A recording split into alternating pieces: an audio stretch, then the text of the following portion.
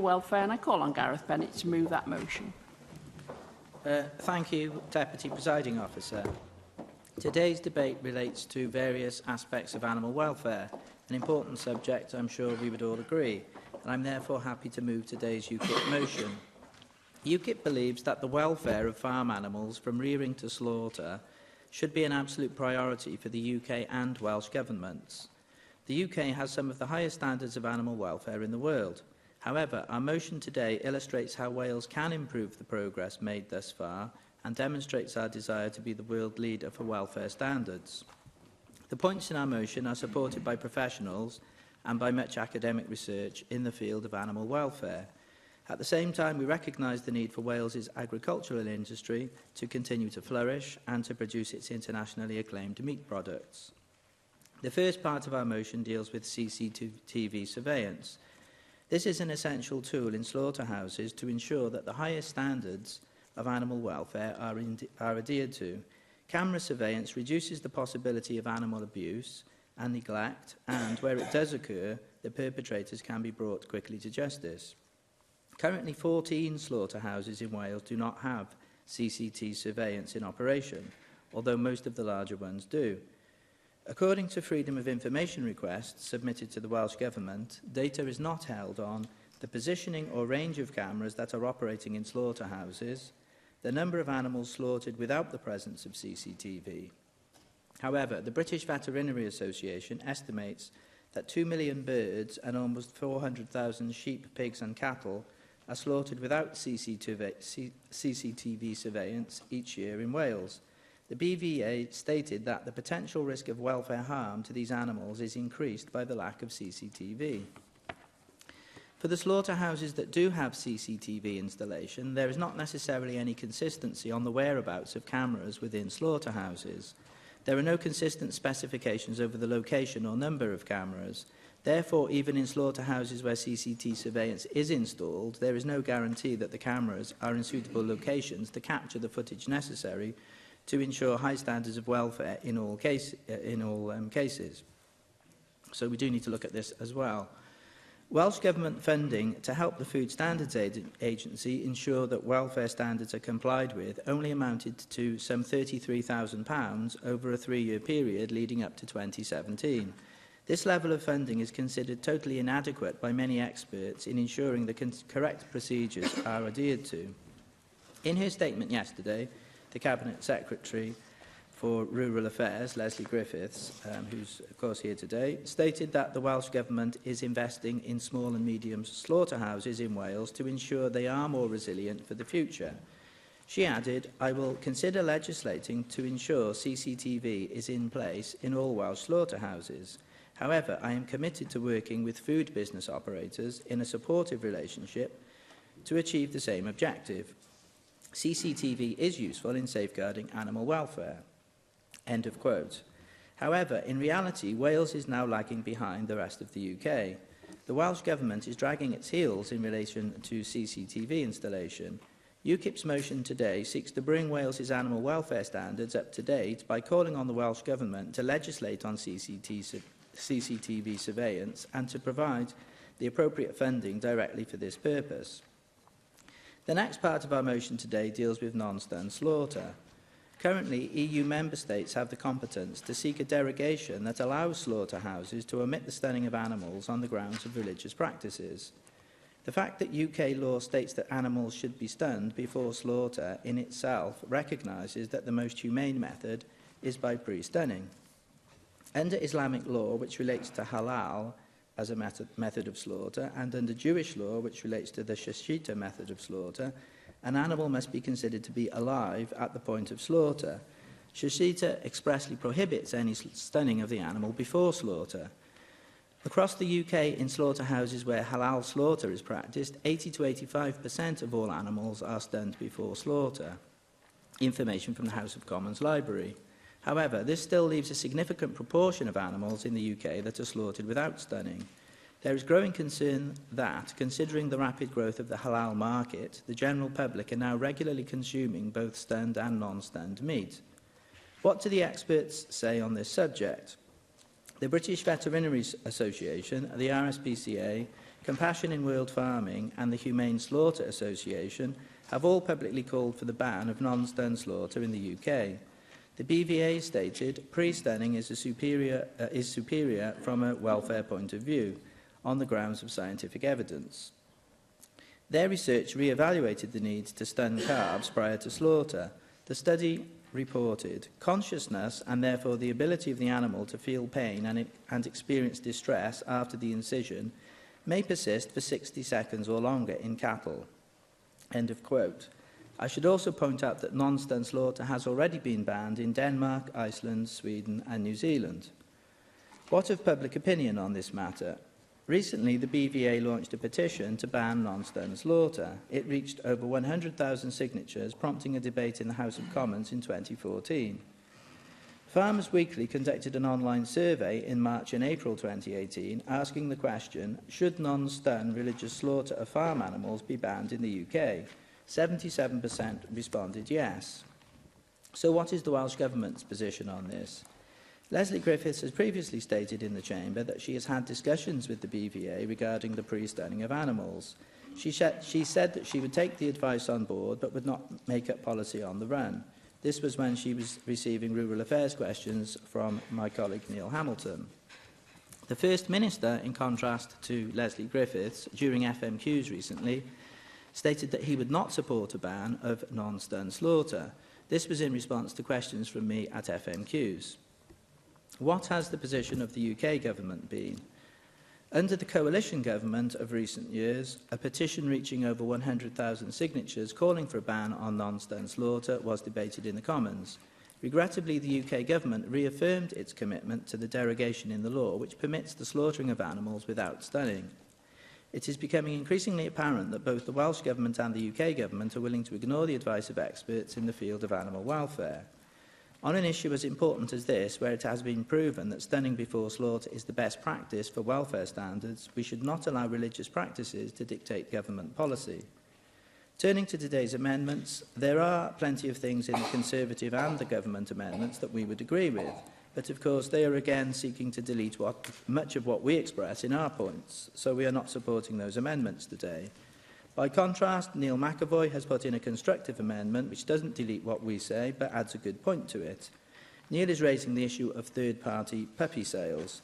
Both myself and Michelle Brown have raised questions on that subject from the UKIP side in this chamber in the past, and we are happy to support Neil's Amendment 3 today. I have selected the three amendments to the motion. If Amendment 1 is agreed, Amendments 2 and 3 will be deselected. If Amendment 2 is agreed, Amendment 3 will be deselected. I now call on Andrew R.T. Davies to move Amendment 1, tabled in the name of Darren Miller.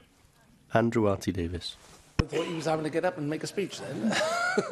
Thank you, Presiding Officer. It's my pleasure to move the amendment that the Conservatives have put down today's to today's debate by UKIP, and I thank UKIP for bringing the debate on animal welfare here to the Chamber this afternoon. As I said in yesterday's statement, one of the things that fills most members' postbags, and indeed government postbags, I would assume, are issues around animal welfare and the concern that the public here in Wales have, both for farmed animals but domestic animals as well. But what I do think is important to understand, and the leader of UKIP touched on deleting part of his motion, is that actually in the farmed livestock sector it is important to look at the UK frameworks as well, on the basis that a lot of Welsh livestock, for better or for worse, end up going over into England for processing, they do. And you can't isolate Wales on its own, albeit we can use the powers that are available to us to make significant advancements in improvements here. It was a pleasure to make sure that our manifesto in 2016 actually included the mandatory CCTV facilitation across all Welsh abattoirs, and I know the government, to their credit, in fairness, are making progress on this particular issue, but what's really important is that access to funding for small and medium-sized abattoirs is secured, because the pressures in that particular sector have seen a huge demise of abattoir availability here in Wales, which in effect then knocks miles onto the journey time that stock have to go to be processed, because obviously that local abattoir has had to shut because of cost pressure. So it is vitally important that the government do work with the sector to make sure that this mandatory adoption of CCTVs in abattoirs is achieved and the financial assistance either through the RDP or another form of support is made available to those operators. The situation we find in the farmed environment at the moment is radically different from where we were 20 years ago, without a shadow of a doubt when it comes to animal welfare. We have a consumer who is far better informed today over purchasing the product off the shelf that they wish to consume, and very often through their tastes and demands drive improvements in welfare at the farm gate. And we've seen a plethora of farm assurance schemes come forward in the livestock sector to give that assurance to the consumer when they're making that informed choice. The Red Tractor logo being one of the schemes. RSPCA and Assured Livestock with their welfare badging is another one, and I could go on because there's many. In fact, one of the issues I would suggest is maybe there are too many assurance schemes out there, and if they could be brought together either under one or two labels, that would assist informing the consumer of what they're actually purchasing. And that leads into labelling, which I do think is an important area for improvement to come forward. I raised in the statement yesterday the example of chicken being purchased here in Wales, and on the front of the on the packaging it said British poultry. When you turned it over, it was produce of Thailand. Now, if someone wants to purchase produce of Thailand, that's their prerogative, that is. But, you know, when you're looking at the shelf and the front message is coming telling you it is domestically produced poultry, that is misleading the consumer, without a shadow of a doubt. And yet the consumer, the retailer in this particular instance, does seem to have got away with it. And so we do need to work on multiple fronts to make the improvements we want to see, from labelling to improvements in infrastructure. And above all, I would suggest, as I said in the statement yesterday, around education in particular. The amendment that we've put down includes the Lucy's Law proposal, which I think is vital for us to actually try and progress here in Wales when it comes to domestic pets, in particular dogs, puppies and kittens, because this is an area of huge concern to the general public, and puppy farming in particular, regrettably, has a foothold in West Wales in particular, as numerous examples have been proven. And we have the ability here, through the legislative powers that we have and the regulations we can make, to actually once and for all stamp this process out that leads to such dreadful welfare consequences to puppies and in particular kittens here in Wales and beyond, obviously, because obviously those animals are transported great distances to the ultimate market that people are trying to sell those puppies and kittens to. What I'd also like to ask the Minister, if she could, in her response, is to touch on the point about it's all well and good us talking within this chamber about regulation and legislation, but what's important to understand is, do the regulatory bodies here in Wales have the ability and the resource to actually enact the legislation and the regulations we put forward? Very often trading standards departments are one of the departments that have been hollowed out in local government, and they have a huge pressure and a huge agenda to deal with. And what is vital to understand is, if we are to bring forward proposals such as Lucy's Law, such as improvement in transport regulations for farmed animals and improvements in abattoirs, that there is the capacity in the regulatory bodies to actually supervise and make sure that the protections that we aspire to put in place, that are demanded of us, rightly demanded of us by our voters, can be policed out there in the industry and in the pet sector. And so that's why I call on the Chamber to support the amendment that the Conservatives have put down this afternoon, because it doesn't look just in Wales in isolation, it looks across the UK as a whole and seeks to make substantial improvements, not just in farmed livestock, but in the pet environment as well, which is a critical area of concern for constituents. I call on the Cabinet Secretary for Energy, Planning and Rural Affairs to formally move Amendment 2, tabled in the name of Julie James. I call on Neil McAvoy to move Amendment 3, tabled in his name. First of all, this is not a Muslim or a Jewish issue. It's got nothing to do with religious practice, so I don't really see the relevance of that being mentioned earlier. This is a matter of animal welfare. The amendment I've introduced is a simple one. It's to ban third-party puppy sales to end unethical puppy farming. Intensive breeding of dogs can mean hundreds of animals living in very cramped conditions, with female dogs forced to breed multiple litters every year. An early day motion on the issue, introduced in the Westminster Parliament in December 2017, achieved significant cross-party support. And the UK government then went on to announce that it would end the practice of battery farming in England through a ban on third-party sales. Now, it's not really right that in Wales we have dogs living in horrible conditions and being forced to breed over and over again. I was listening to horror stories last night about dogs being left in awful states because of constant breeding. The motive is because it's seen as easy money. Now, puppies need the best start in life, and that means care for animal welfare, rather than dogs being seen simply as a paycheck.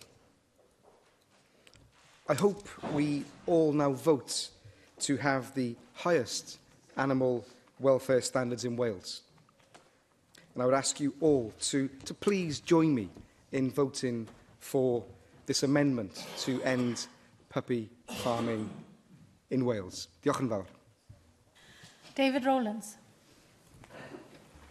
Diolch, Llywydd. As my colleague Gareth Bennett said, UKIP's debate today is about one thing: improving the lives of farm animals from rearing to slaughter. UKIP has been at the forefront in dealing with animal welfare policy. As a party, we have promoted high standards of animal welfare for livestock and domestic animals. Indeed, long before the changes to the law in England, my party was calling for tougher prison sentences for those guilty of animal abuse and a life ban on any individual found to have caused such animal neglect or abuse. We acknowledge the UK as some of the highest standards of animal welfare in the world. However, as our motion suggests today, we can do more. My colleague Gareth Bennett has already stated there is certainly room to improve the methods by which animals are slaughtered and how the Welsh Government can facilitate greater levels of surveillance to ensure best practices are always adhered to. Point 3 of our motion addresses the issue of live animal exports. To give this some context, only 1.3% of the total value of the UK's live exports are animals reared in Wales. Therefore, we can be sure that Wales' agricultural industry would not be adversely affected to any great degree if a ban on live exports were to be implemented. We are proud of the international reputation of Wales' red meat sector, and we firmly believe that animals that are reared and slaughtered locally under high animal welfare standards result in the best end product, which leads to increased consumer confidence. In 2011, the European Commission reviewed its regulations on the protection of animals in transit, and it must be said that these regulations go as far as possible to ensure high standards of welfare by authorising transporters, establishing basic requirements for vehicles and containers, limits to the length of time in transit, and requirements for authorised rest stops. However, the Commission's own review acknowledged that severe animal welfare problems with animals in transit still persist.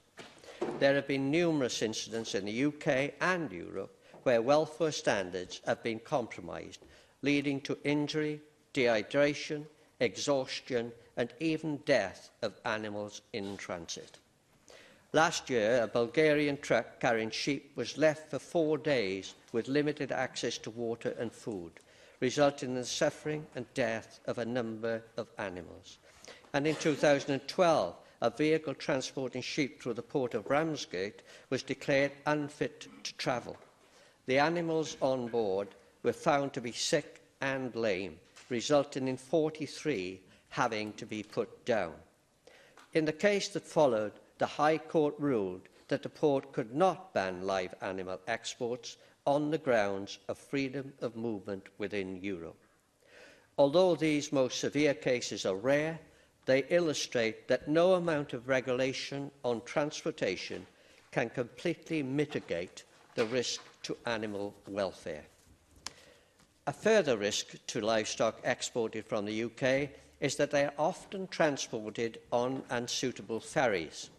This is due to the large ferry companies banning livestock on their vessels.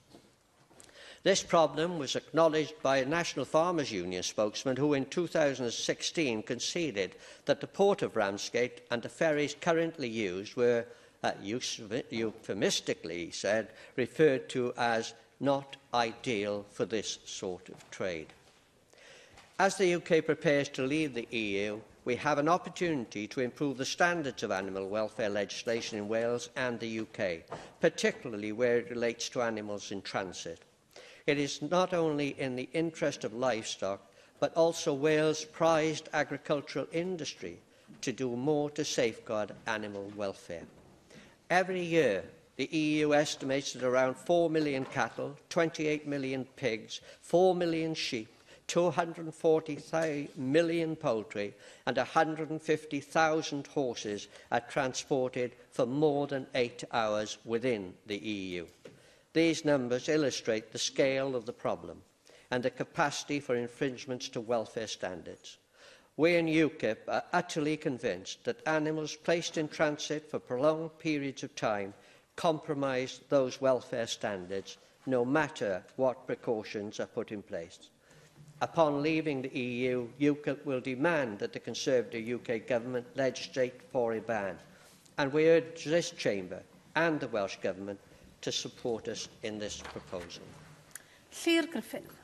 Diolch, Llywydd. I don't doubt your sincerity in not wanting to compromise animal welfare, but of course there is a risk that the whole Brexit process will undermine that, because we in Plaid Cymru want to see Wales as one of the world leaders in animal welfare, and we want to see that continue after the significant challenges that will be posed to animal welfare by Brexit, because the EU regulations, of course, on welfare standards are among the highest in the world, and we need to make sure that those standards are upheld and implemented, and it's crucial that Brexit doesn't lead to a race to the bottom on animal welfare standards. And the best way, of course, in which we could protect the welfare of animals in Wales is to stay in the EU, or at the very least to stay in the single market and the customs union.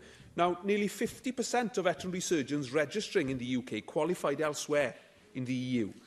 Within meat hygiene services, it's estimated that more than 80% of the veterinary workforce is made up of non-British EU citizens across the UK. I actually think it's closer to, if not actually 100% here in Wales. So following Brexit, we'll need to ensure a sufficient number of veterinary professionals to safeguard the welfare of both farm and companion animals, and this includes, of course, safeguarding animal welfare in slaughterhouses. Now, Plaid Cymru supports the slaughter and processing of animals as close as possible to where they're reared. This benefits both their welfare and the local rural economy, and, of course, has environmental benefits in terms of reduced emissions from not needing to transport the animals such long distances. Support will be needed for the food and drink sector following Brexit, and that means from farmers to slaughterhouses to the food processors as well, so that we can safeguard animal welfare and that we can make sure that Welsh produce has that strong brand that we all want it to have, which signifies the high standards that we're so proud of. CCTV surveillance has an important role to play in assuring conformity with current regulations relating to animal welfare.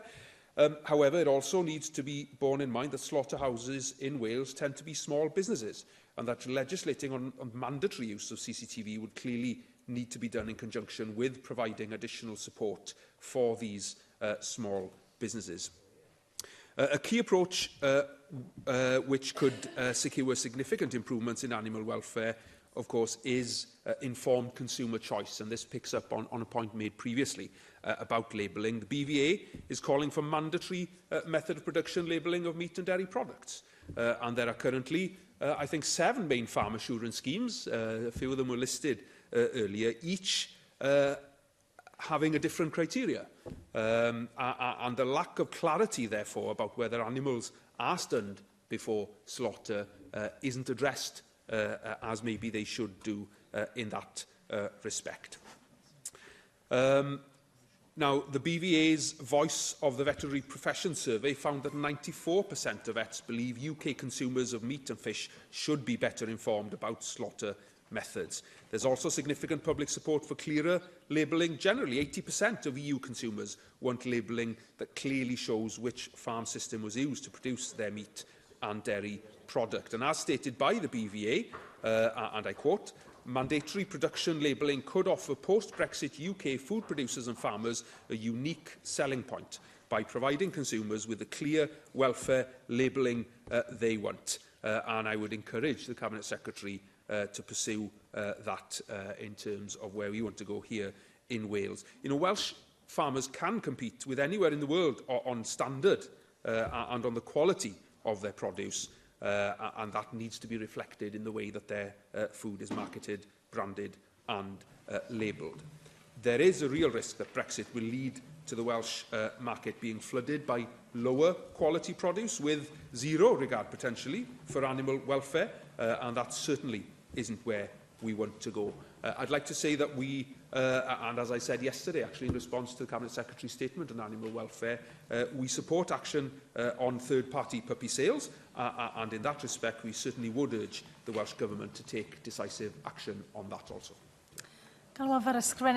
I call on the Cabinet Secretary for Energy, Planning and Rural Affairs, Leslie Griffiths. And I'm pleased to be responding to this debate on behalf of the Government. We won't be supporting the original motion. As I've stated many times, including yesterday in my oral statement on the same subject, and as Gareth Bennett quoted back to me, I would consider legislating to ensure CCTV is in place in all Welsh slaughterhouses. However, I will initially work with food business operators in a supportive relationship to achieve the same objective.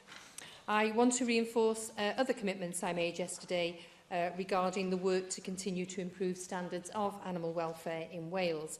Welsh Government considers animal welfare an area on which we will not compromise. It's very high on my agenda, and it's extremely important we maintain our standards and expectations, particularly when we consider the pressures we could be faced with when we leave the European Union. I do not support Amendment 1 from the Welsh Conservatives, as again the call for mandatory CCTV is premature. I reiterate, I'm working to support the small and medium abattoirs in Wales in the first instance. Large abattoirs handle the major throughput of slaughter numbers in Wales and already have CCTV, as indeed do all abattoirs supplying supermarkets.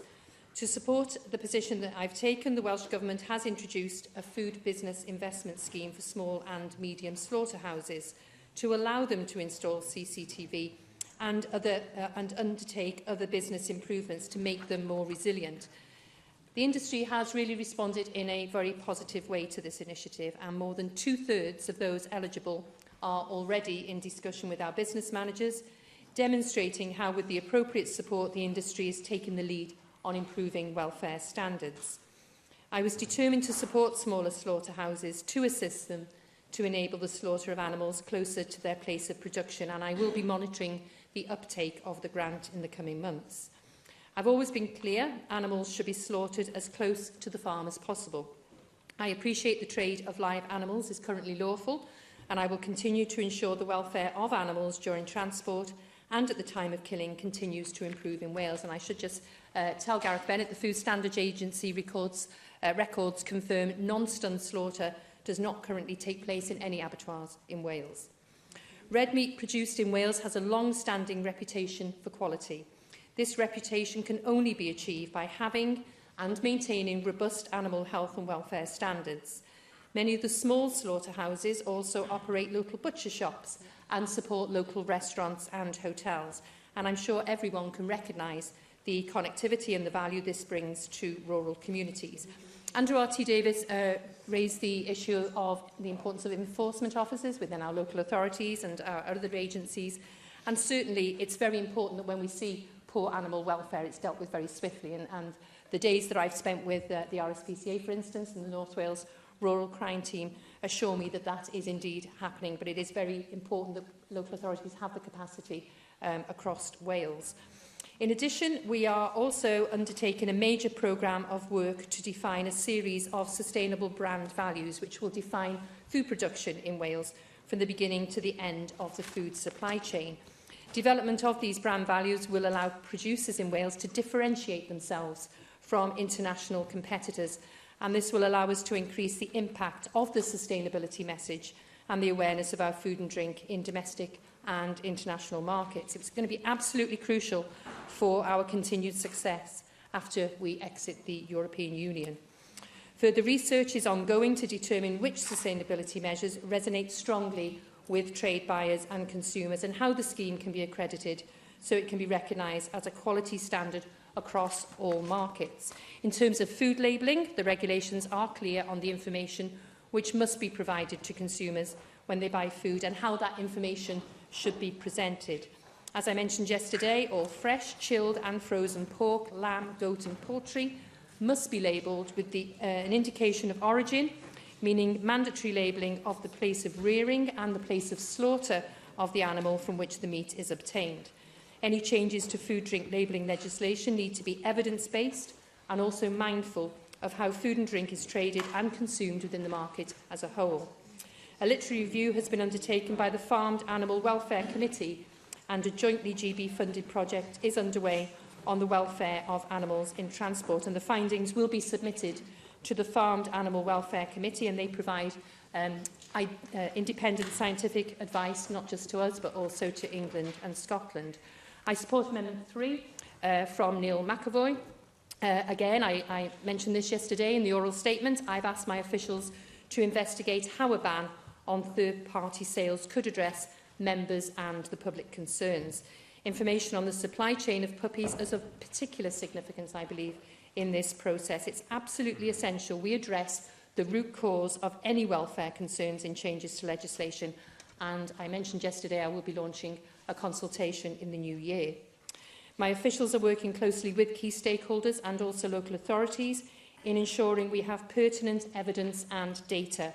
They will also liaise with DEFRA and the Scottish Government to ensure synergy between approaches to achieve real and lasting improvements. Driven by demand, the puppy market can be very lucrative for breeders and sellers, and responsible pet ownership starts with responsible sourcing. So I'm very pleased to have the opportunity to once again this week reinforce the Welsh Government's position on these issues and reiterate that animal health and welfare is a priority for this Welsh Government. Diolch. Gareth Bennett. I call on Gareth Bennett to reply to the debate. And thanks to everyone who contributed to an interesting debate. If I can go through the contributions, Andrew R.T. Davis was telling us about the some of the problematic aspects of the motion, in that a lot of Welsh livestock actually crosses the border and goes over to England for processing. The Conservatives, their manifesto in Wales supported the installation of CCTV in all Welsh slaughterhouses, which goes along with part of our motion today. But he did point out that a crucial aspect is going to be funding to stop more closures of relatively small local abattoirs. And we share the concern, and we agree that there does need to be a coordinated response with the government helping to fund the abattoirs to allow that kind of installation to take place.